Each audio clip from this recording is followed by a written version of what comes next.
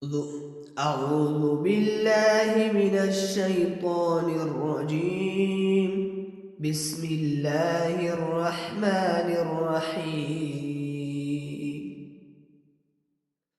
ومن يرغب عن ملة إبراهيم إلا من سفه نفسه ولقد اصطفيناه في الدنيا وإنه في الآخرة لمن الصالحين.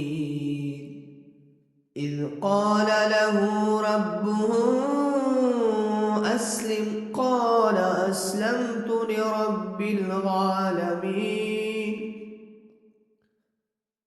ووصى بها إبراهيم بنيه ويعقوب يا بني إن الله اصطفى لكم الدين فلا تموتن إلا وأنتم مسلمون.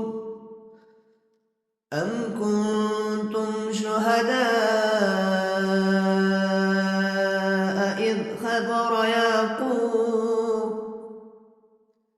إذ حضر يعقوب الموت إذ قال لبنيه ما تعبدون من بعدي قالوا نعبد إلهك وإله آبائك إبراهيم وإسماعيل وإسحاق إلها واحدا ونحن له مسلمون. تلك أمة قد خلت لها ما كسبت ولكم ما كسبتم ولا تسألون عما كانوا يعملون. وقالوا كونوا هودا أو نصارى تهتدوا قل بل ملة إبراهيم حنيفا وما كان من المشركين. قولوا آمنا بالله وما أنزل إلينا وما أنزل إلى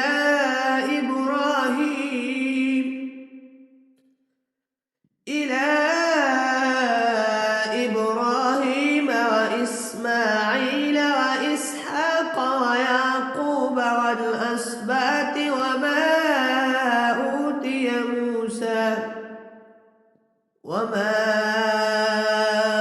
أوتي موسى وعيسى وما أوتي النبيون من ربهم لا نفرق بين أحد منهم ونحن له مسلمون.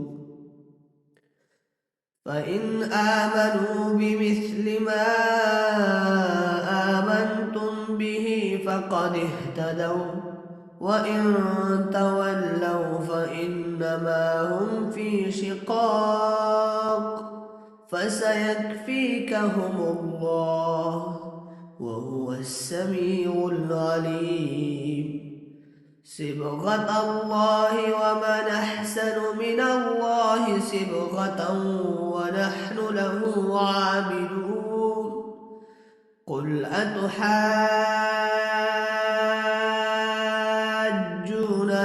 في الله وهو ربنا وربكم ولنا أعمالنا ولكم أعمالكم ونحن له مخلصون. أم تقولون إن إبراهيم وإسماعيل وإسحاق ويعقوب والأسباط كانوا هودا أو نصارى قل أأنتم أعلم أم الله ومن أظلم ممن كتم شهادة عنده من الله وما الله بغافل عما تعملون. تلك أمة قد خلت لها ما كسبت ولكم ما كسبتم ولا تسألون عما كانوا يعملون.